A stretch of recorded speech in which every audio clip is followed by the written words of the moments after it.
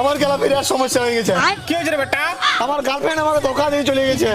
যে গেছে তাকে ত্যাগ করো পুত্র, তোমার জন্য নতুন কিছু অপেক্ষা করছে। কি ছাড়ি দেবো বাবা, যখন থেকে ওর সঙ্গে আমার দেখা হয়েছে আমাকে করে দিয়েছে একবারে নিঃস্ব। তুমি আমাকে এমন কিছু করে দাও যেমন আমি হয়ে যাই অদৃশ্য। বেটা তোর এখন কম বয়স, তুই বুঝুন না মেয়াদের চাল, ওই জন্য তোর মতন ছেলেগুলো এখন হচ্ছে কাঙাল। কিন্তু তুই যখন বলছু তোকে আমি করে দেবো অদৃশ্য, দে 500। ইচিং বিচিং ফিচিং অদৃশ্য ঝপটা।